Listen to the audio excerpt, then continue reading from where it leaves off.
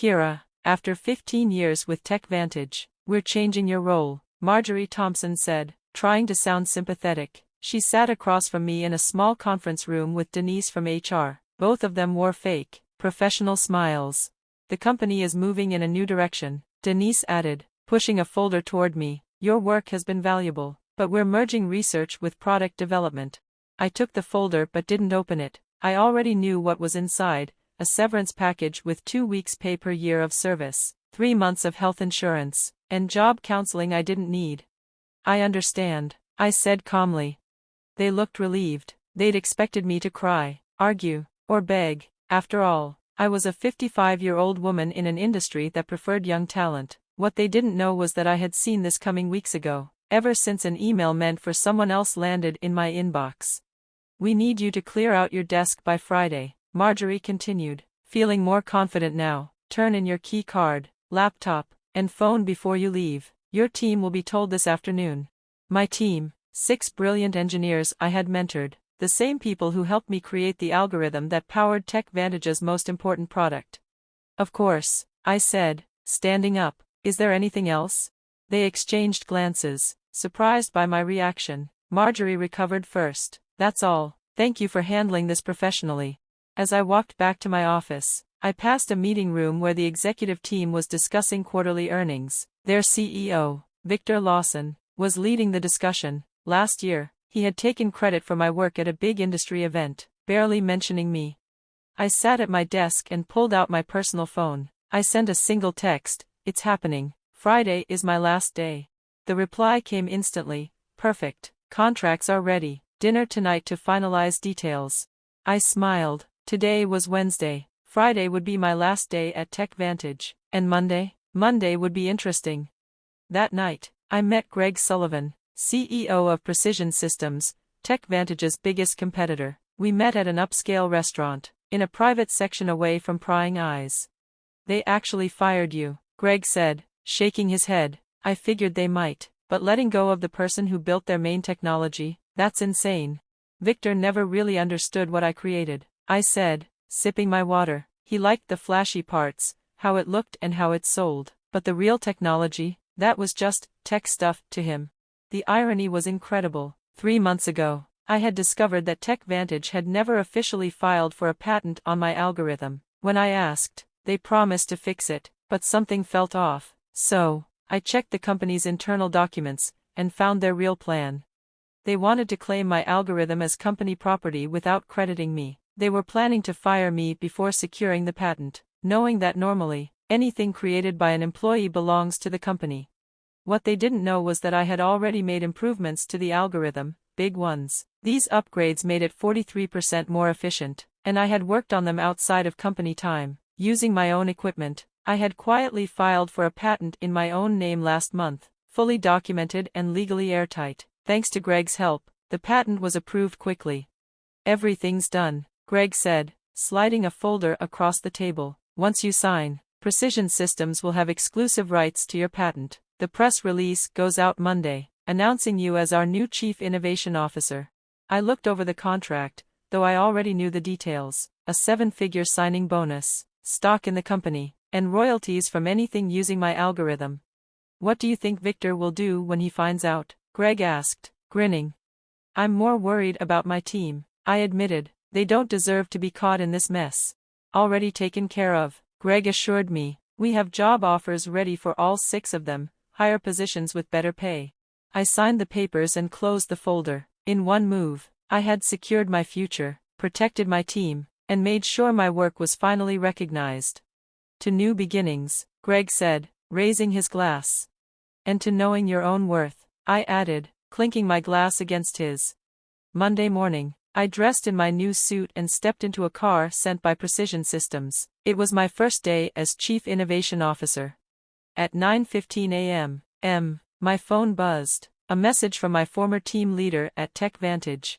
"Total chaos here. What did you do?" I smiled and replied, "Check your personal email. You all have job offers."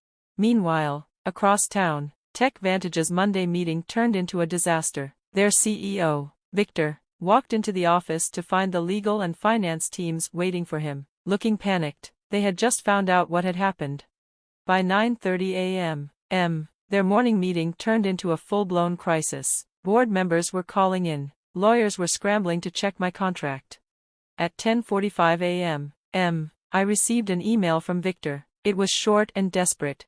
"Kira, there seems to be a misunderstanding. Please call me as soon as possible." I forwarded it to my new company's legal team. I didn't bother replying. By noon, the news was everywhere. Tech Vantage's stock had dropped 7%, while Precision Systems had jumped 12%. Reporters wanted interviews. Greg stopped by my office. "How do you feel?" "Validated," I said, after years of watching others take credit for my work, of being told I should just be grateful to have a job. I was finally getting the recognition I deserved. I took a deep breath and said, "I accept your offer. When can we start?" By Tuesday morning, everyone at Tech Vantage realized just how much they had lost when I left. Their main product, AccountSphere, depended completely on my algorithm to handle huge amounts of data. It was what made their software better than the competition. Without my patent, they had two bad choices: either pay Precision Systems to use my technology or spend years and millions of dollars trying to build a new system from scratch.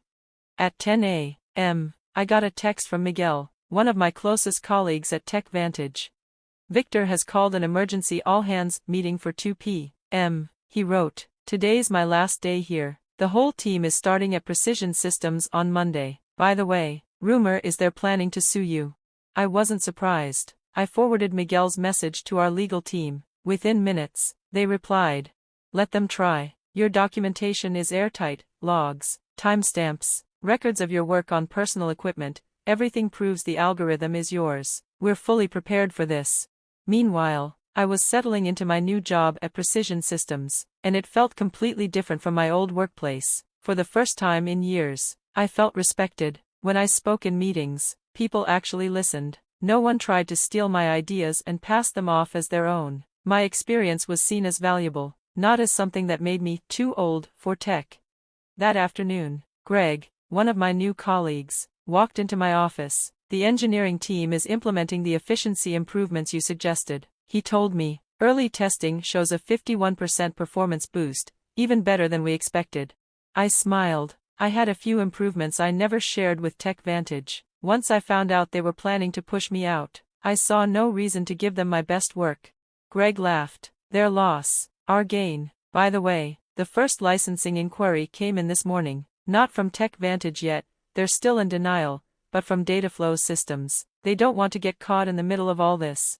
At exactly 3:30 p.m., Miguel sent me an update from Tech Vantage's all-hands meeting. Victor, the CEO, was trying to sound confident, telling employees that the company would fight to protect our proprietary technology. But the tension in the room was obvious. People were nervous. Some had already started updating their LinkedIn profiles, looking for new jobs. Marjorie looked like she was going to faint when someone asked if they had failed to secure the patent. Miguel reported. Victor ended the QA right after that. By Wednesday, the fallout had begun. Two of Tech Vantage's biggest clients had contacted Precision Systems, worried that Tech Vantage wouldn't be able to maintain AccountSphere without my algorithm. At the same time, our company's stock went up 8%, while Tech Vantage's stock kept falling. Then I got a call from Denise in HR, the same woman who had given me my severance package just days ago. "Kira," she said, her voice overly polite, "I'm calling to discuss the, situation with your patent. We believe there may have been some misunderstanding about ownership rights." "There's no misunderstanding," I said calmly. "My contract states that anything I develop on my own time, using my own resources, belongs to me. The patent confirms that." "Victor was hoping you might come in to discuss options," she suggested.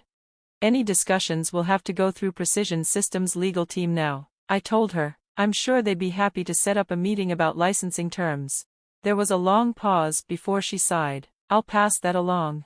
That afternoon, I stood at the head of the boardroom table at Precision Systems, leading my first major presentation to the board of directors. I outlined our technology roadmap, placing my algorithm at the center of the company's future plans. It was a stark contrast to my time at Tech Vantage, where I had been sidelined and ignored. I caught Greg's approving nod as I spoke, and I knew I was exactly where I needed to be.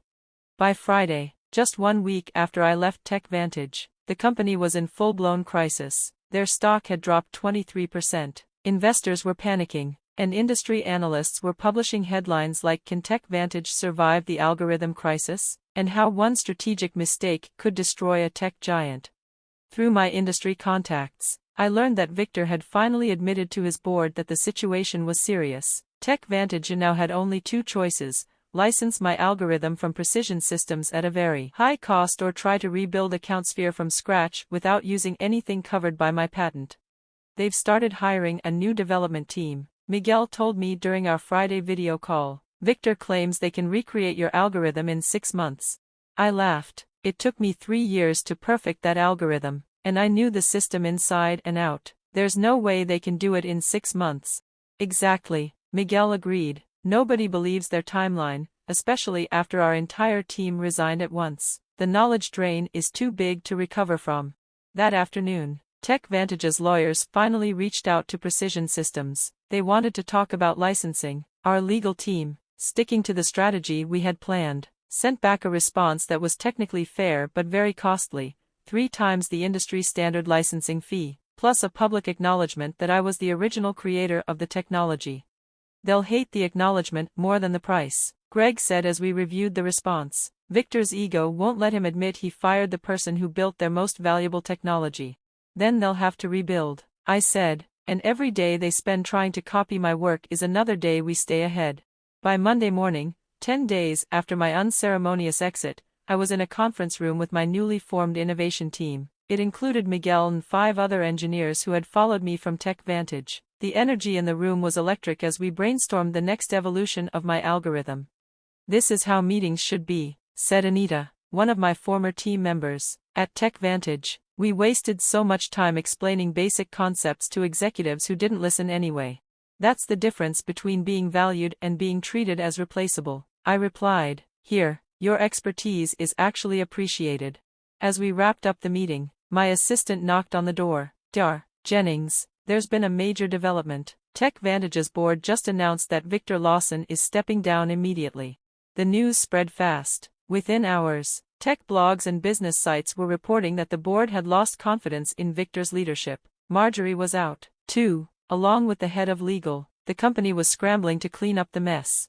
That evening, I got an email from Tech Vantage's new interim CEO, Richard Donovan. Unlike Victor's desperate message from the week before, this one was professional and respectful. "Jennings, congratulations on your new position. I've been brought in to help Tech Vantage through this difficult time. We'd like to discuss a fair licensing arrangement for your patented technology. We are prepared to acknowledge your contributions publicly and make amends for past management's mistakes. Would you be available to meet next week?" I forwarded the email to Greg with a short message: "Phase 1 complete." His reply came within minutes.